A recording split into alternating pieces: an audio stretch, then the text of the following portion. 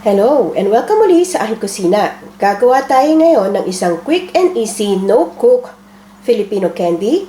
Ito ay ang pastillas de leche. And here are the following ingredients.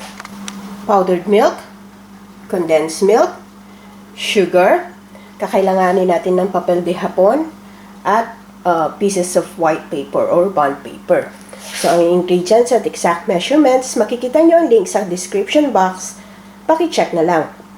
So, dito sa ating mixing bowl, i-transfer na natin yung condensed milk.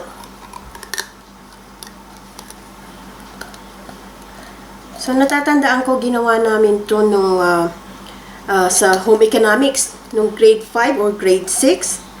So, quick and easy lang talaga. So, meron din yung mga authentic na niluluto pa, pero dito na lang tayo sa madali. So, add na rin natin yung ating powdered milk.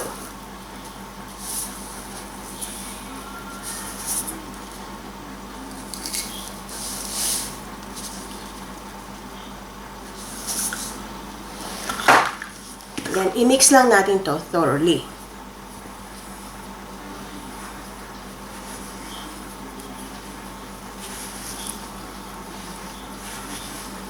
So, ang pastillas means capsule.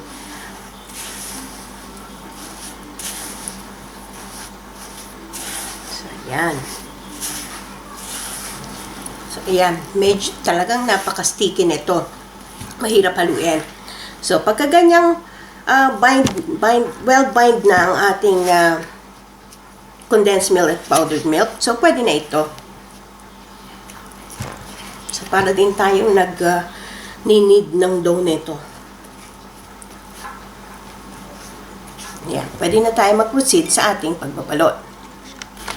So, dito sa ating table, naglagay lang ako ng ating wax paper or parchment paper. So, ita-transfer na natin yung pastillas mixture. So, ito, very sticky. So, kukuha na ako ng gloves.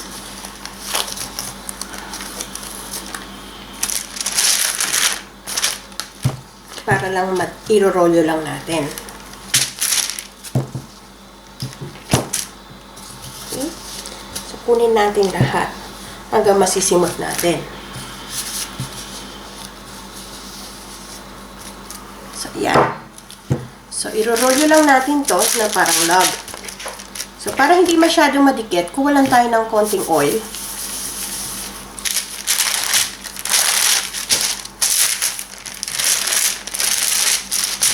I-roll lang natin to.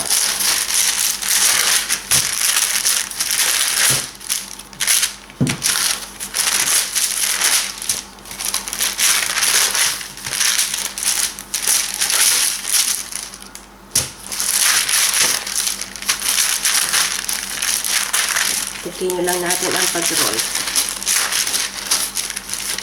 And hatiin ko lang to sa dalawa para mas madali ang pag-roll natin.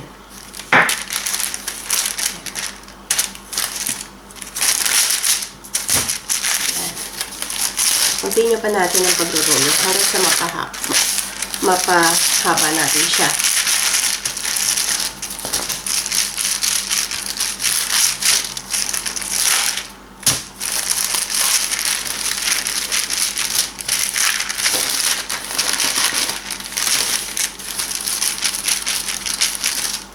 Yan, hatiin ulit natin ito sa dalawa. Kasi kulang ang ating space sa pagro-roll. Pahabain lang natin to ng mga siguro 1 inch in diameter.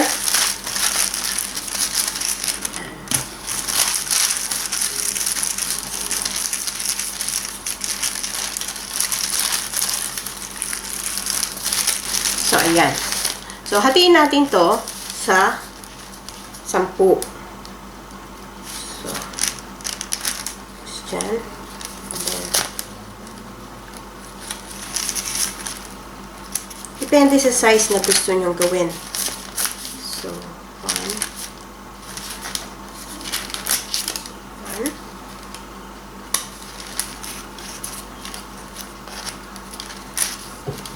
So, usually, di ba ang pastillas, maliliit lang naman.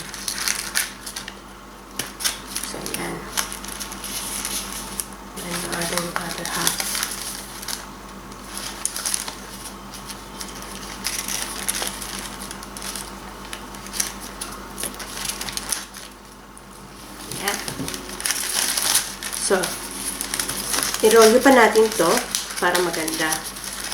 Parang tube. Yan. One piece. Yan. That's it.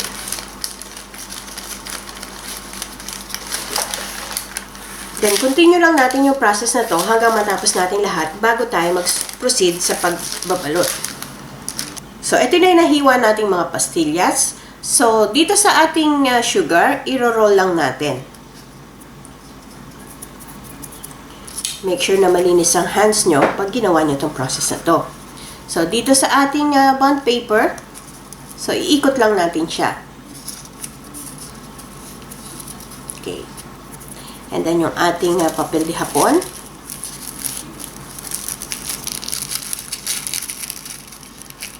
So, i-roll lang din natin. Tapos yung dulo, i-fold natin paloob. And then, dito. So, yan na.